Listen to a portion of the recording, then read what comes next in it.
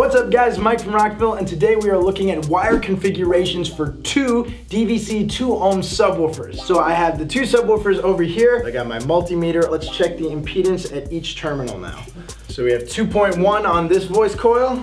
You're going to see 2.1, but let's check the other subwoofer too. 2.1, and you see 2.2 for the last terminal over here. Okay, so each terminal is showing a 2 ohm resting impedance, so let's get into the first wiring configuration, which is series parallel. In a very simple overview, I need to first series both of the subwoofers. To do that, I just take a wire and go from the positive terminal on one voice coil to the negative terminal on the opposite voice coil. Then I have to run both of the subwoofers in parallel. How do I do that? Well, with the open terminals, we go from the negative to the negative and then straight into our enclosure box, positive to the positive, and then straight into the positive terminal of our enclosure box for a final impedance of 2 ohms. So if that sounded too technical, don't worry. I'm going to show you step by step now how we're going to do it. So we're going to take our speaker wire. This is just one single speaker wire. I'm going to go from the positive terminal on this side to the negative terminal on the opposite voice coil. So I take another cable, just a speaker cable. I'm going from the positive of one voice coil into the negative on the adjacent voice coil over here. And now it's time to parallel the woofer. So I take another speaker wire. I'm gonna go right into the negative terminal. Now before I just plug this wire directly into the terminal here, I need to take the negative speaker lead from my enclosure box and twist these two to each other. And now I can go directly into my last negative terminal here. And now we need to do the same thing with the positive terminals. The blue wire, which is my positive speaker wire, I'm gonna go into the open terminal on this end, so positive on this end. And then you're going to take this end, take the positive speaker wire that's running directly from the terminals of your enclosure box.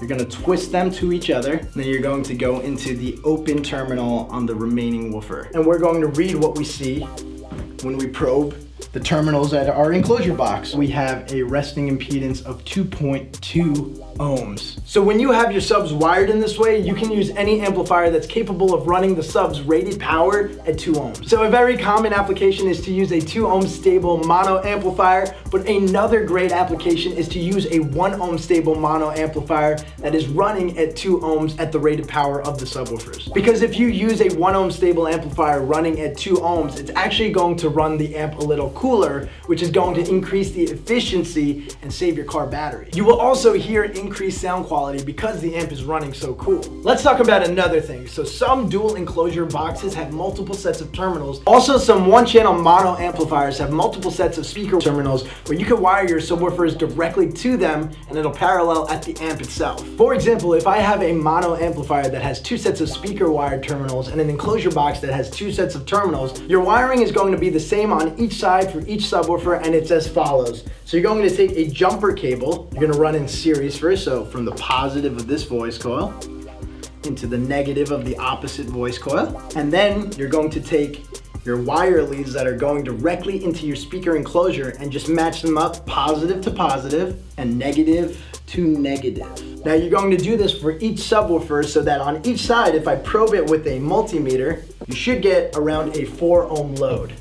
You see it jumping around 4.3, 4.2. That is a 4 ohm load. Now, out of each of the enclosure box terminals, you're going directly into the 2 sets of speaker terminals on your amplifier, and that's where the parallel is happening. So it's taking both of the 4 ohm loads and bringing it down in parallel to a 2 ohm load. So that's series parallel wiring. Now, before I show you the next wiring configuration, I want to give a warning, as this could potentially blow your subwoofers and your amplifier if your amp is not capable of the final impedance, which is half an ohm. This is called parallel wiring, and it's very, very simple to do. You just go positive to positive to positive to positive, straight into the positive speaker leads on your enclosure box. Then with the negative, you go negative to negative to negative to negative into the negative speaker leads on your enclosure box. Easier shown than said. So you're going to take one set of speaker wire. I'm going to start with the positive, go directly into my positive on one terminal.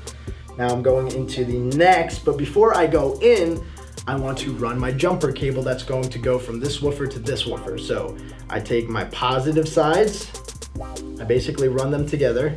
I go into the positive of this one, Before I go into here, I want to take another speaker wire. So we have 3 speaker wires, join them together, and put it right into this positive terminal. The remaining positive end of this speaker wire, and run it right with the speaker wire that's going directly to the terminal leads on your enclosure box. And this is going to run directly into the final positive terminal over here. Get a nice good connection. We're going to do the same exact thing with the negative terminals now. So starting over here, I go directly into my negative terminal, plug it into that terminal. This is going to go into this terminal over here. That's going directly into this open terminal over here. Okay, we have it all wired up in parallel. Let's take our multimeter and check. This is essentially what our amp will be seeing. So on my multimeter, 1/2 ohm and 0.6 ohms. And that's exactly what we're looking for, 1/2 ohm impedance.